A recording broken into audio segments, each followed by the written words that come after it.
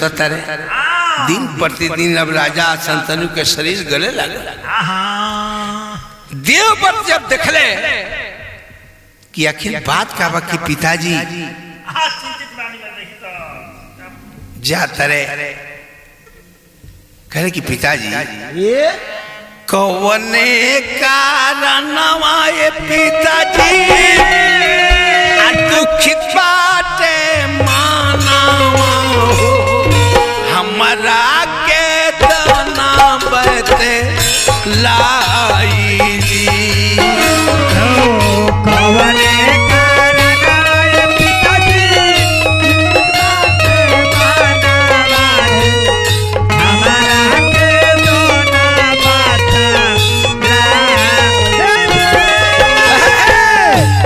नहीं लागतावे तोहरा भोजनवा दिन नहीं आवेला चैन जी।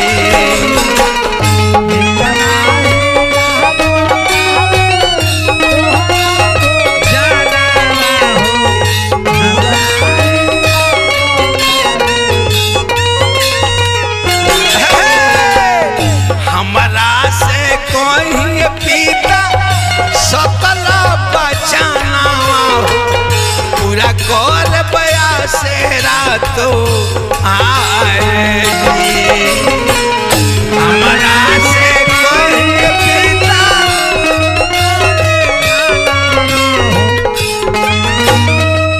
शिकारवा राजा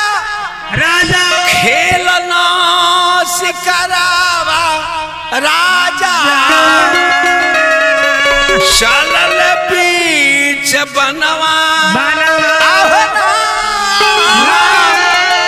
चलल बीच बनवा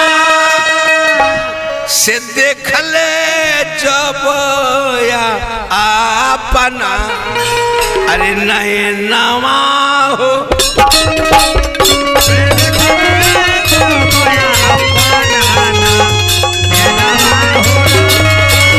से देखले जब अपना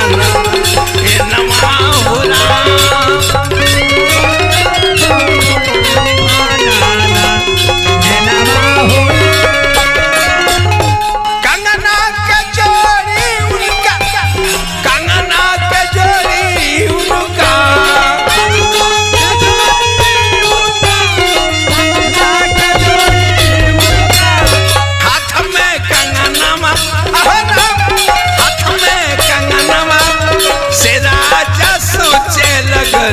अपना मनवा होना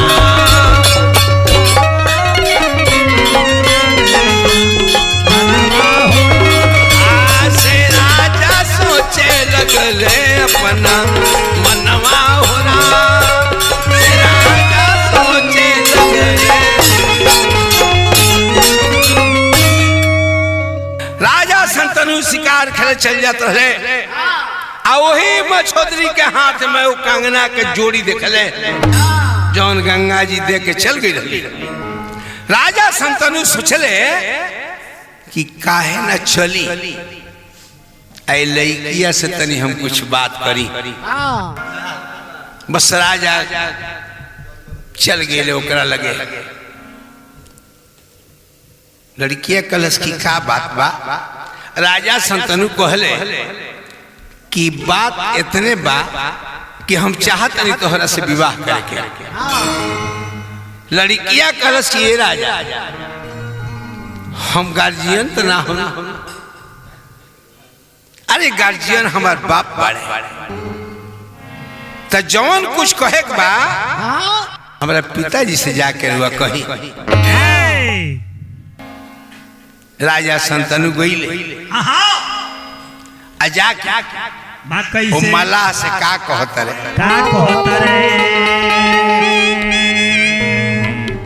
कैसे कहता रे। अरे बबुनिया के हो अरे बबुनिया के मलहा शादी को दया अपना बबुनिया मलहा शादी को दया अपना बबुनिया के। अरे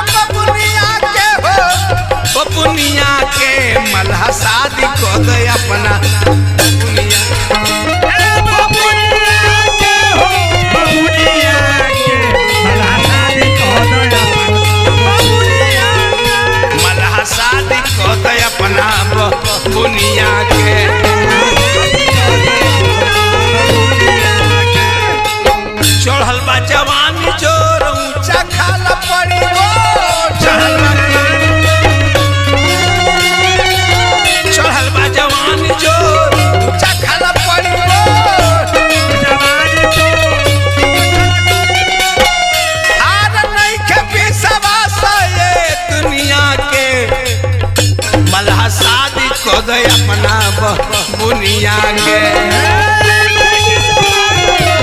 भैया के मलहा शादी को मलहा शादी को गए अपना शादी को गए अपना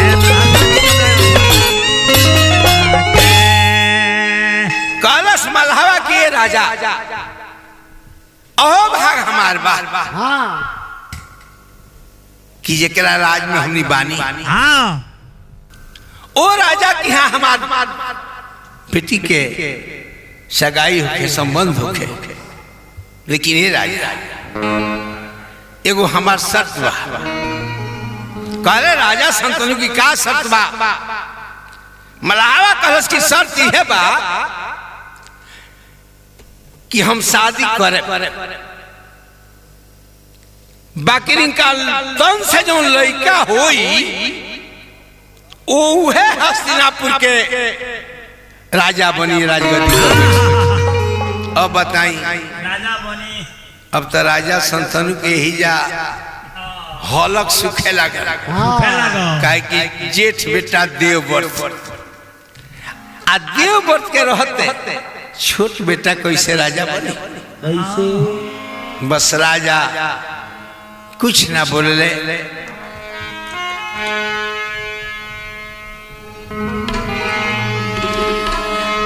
हो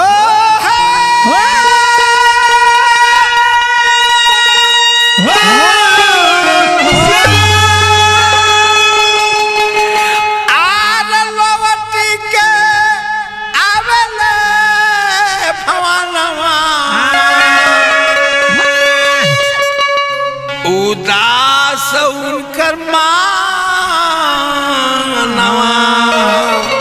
आ बाटे आरे नींद नहीं लागेला भमाना निकना भोजना लागे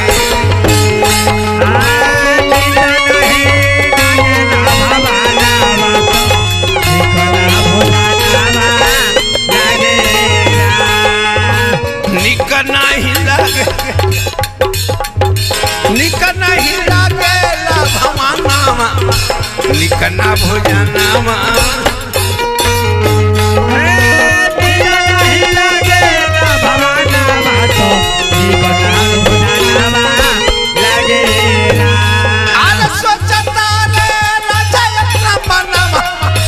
कैसे चना नामा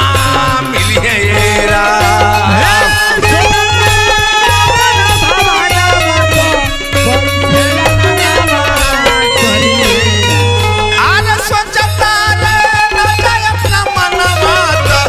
कैसे जना नामा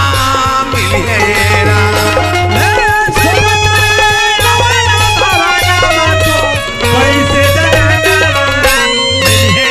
आरे गावे हाकिम जादव नीर गुना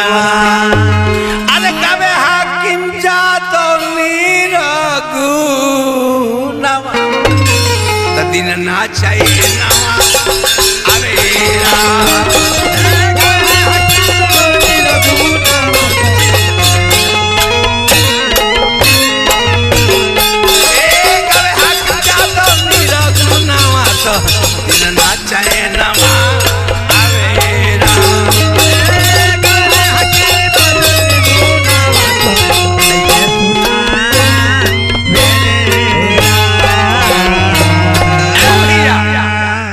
संतनु राज काज भी देखल छोड़ दले शिकार खेलल गई छोड़ दले ना भोजन टाइम से करता रहे ना टाइम से सुतता रहे दिन प्रतिदिन अब राजा संतनु के शरीर गले लगे देवव्रत जब देखले कि आखिर बात का बा कि पिताजी जाता रहे कहे कि पिताजी कौने कारणवा ये पिताजी दुखित बाटे मानवा हमरा के तना भुलाइली। कवने कारण पिताजी हमारा के दोना बाता निक नाही लागतावे तोहरा भोजनवा हो, दिन नाही आवेला चैन जे।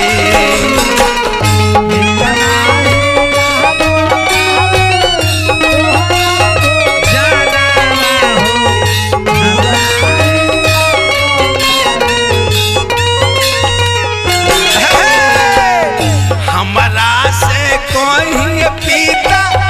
सकल बचानवा हो, पूरा कर बया से रातो आएगी। हमरा से कोई पीता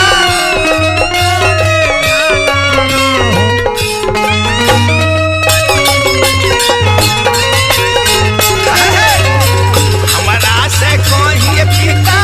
सकल बचानवा हो, पूरा कर बया सारा तो आएगी। हमरा से कोई पीता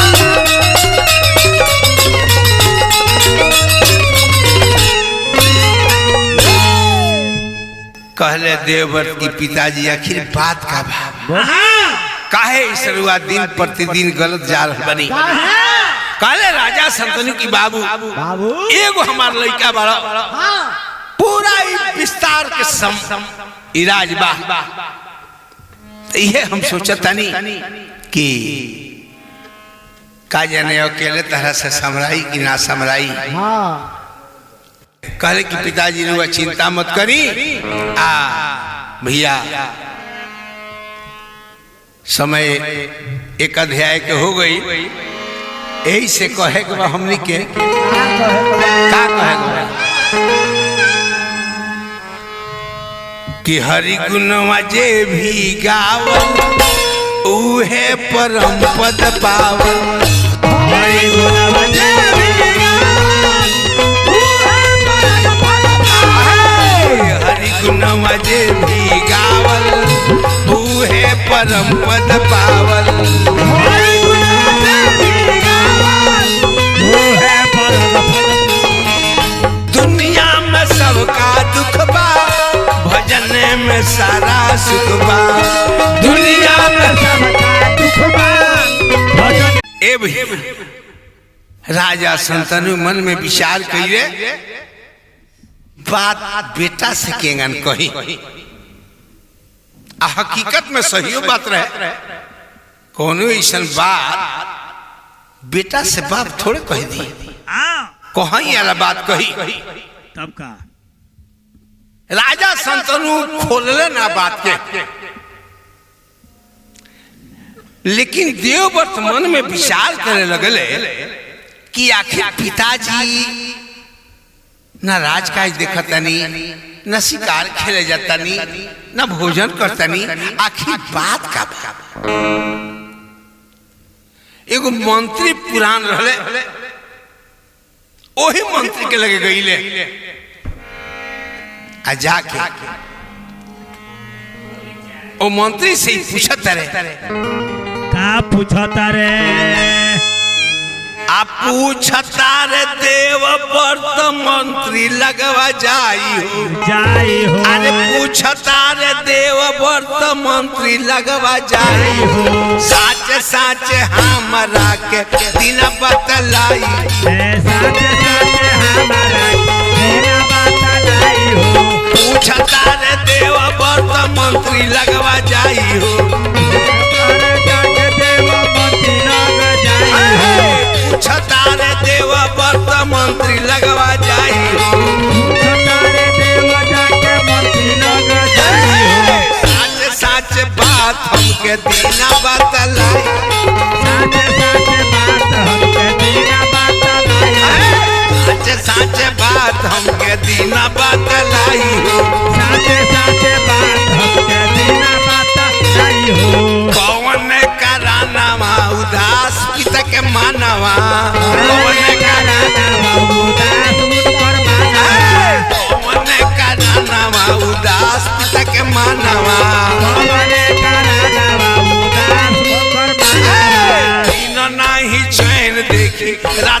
भोजनवा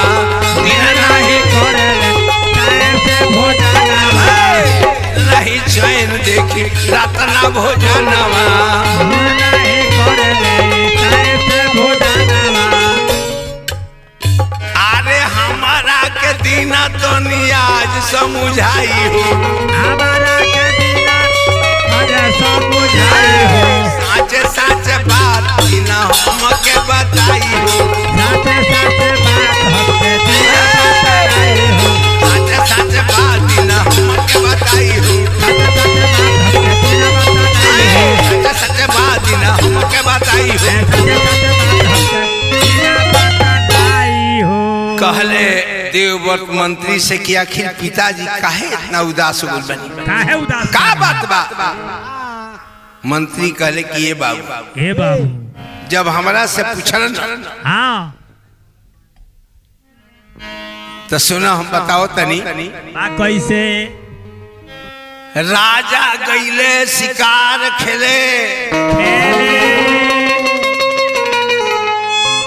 देखले मलाह के बबुनिया कहले ओसे शादी कद अमाना मोर बचनिया मलावा कहुए हम शादी कर दे बहु भाग हमार बार हाँ कि बेटी हमारे राजा के घर रानी बन के रही है लेकिन एगो शर्त बा ए बाबू राजा कौन की का शर्त बा मलावा कहुए यह हमार शर्त बा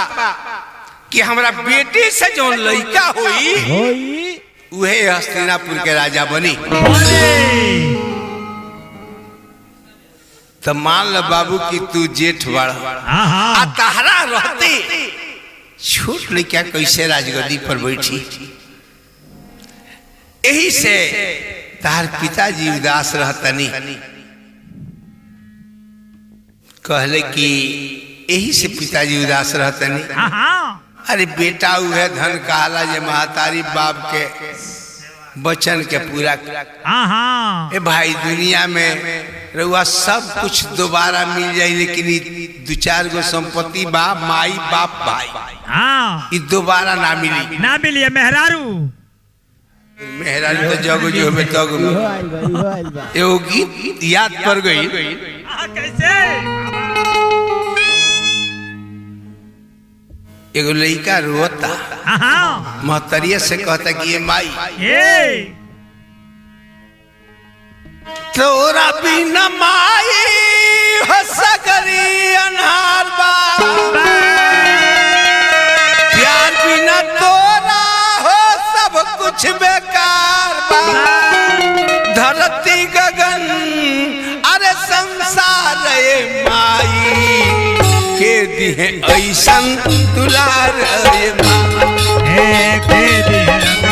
दुलार में माई धरती गगन संसार ए माई के दिहे ऐसन दुलार ए माई धरती गंगे सरदाई माई के दिए हमके दुलार आहे,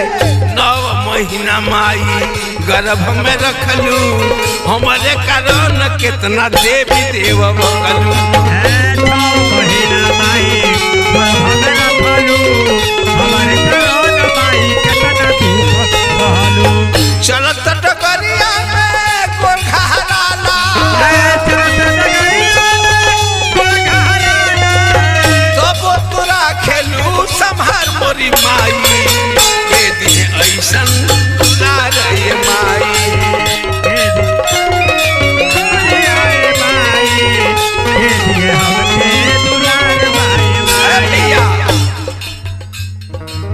गर्भ से बाहर जब हम भईनी 12 गजन माई तोरा के कईनी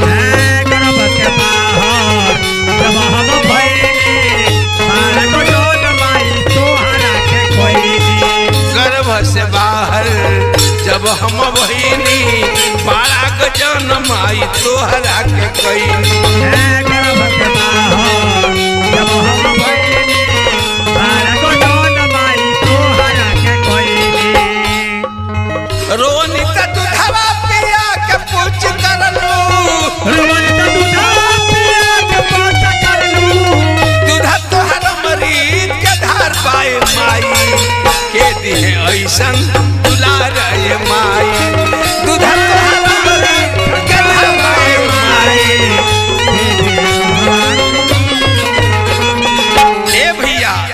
लइकवा कहता जिंदगी के सगरी कमाई लेके आए माई तोरा दूधवा के कर्जा ना चुकाए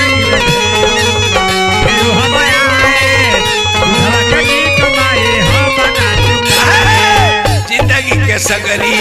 कमीनी लेके आए माई तोरा दूधवा के कर्जा ना चुकाए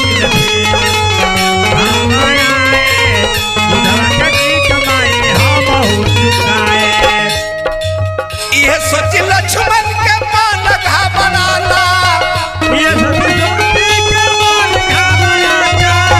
हाकिम के बहे सुआ धार पाए माई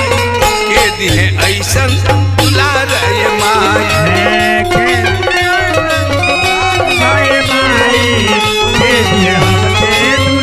अरे के दिहे ऐसन दुलार ये माई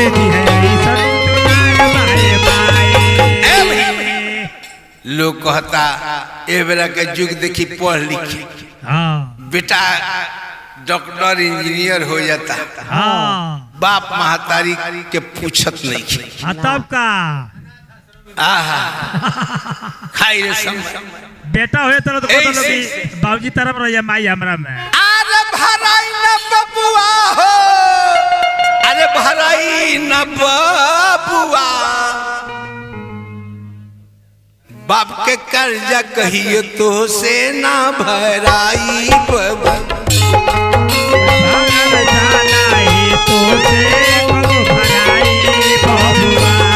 भराई बबुआ ना भराई बबुआ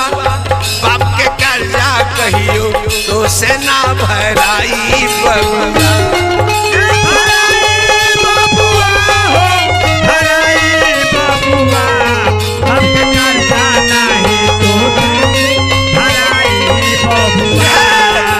जिंदगी के ऊ सगरी कमाई तोहरा पर लूटवले हो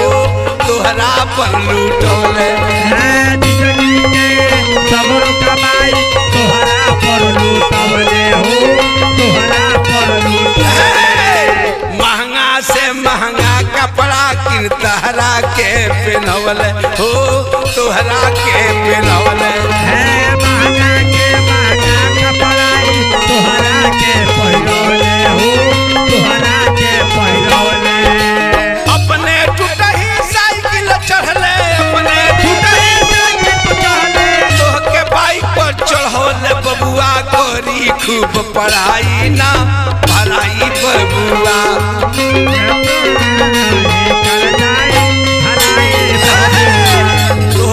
बाबूजी के कर्जा ना भराई बबुआ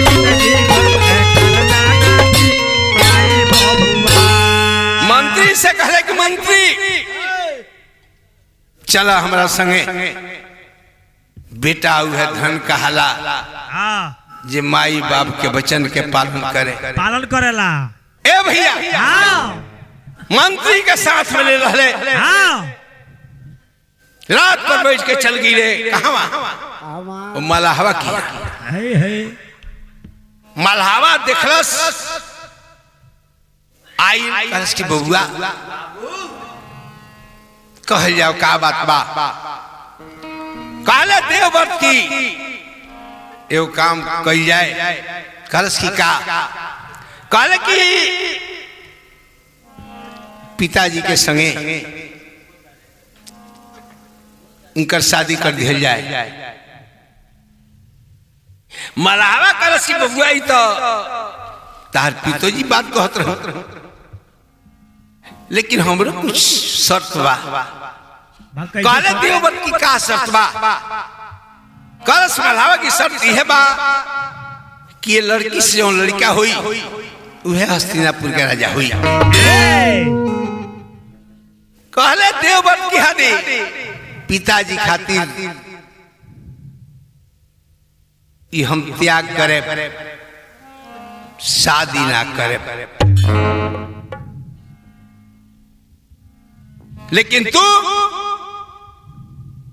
विवाह कर कलश में लावा कि ना बबुआ तोहरा बात पर हमरा विश्वास नहीं क्या हो मान लो तू राजगद्दी पर ना बैठब हम मान रहन हाँ कहीं तहार शादी होखे बेटा हो खसन ई तू तो ना मनी है हाँ कहले देव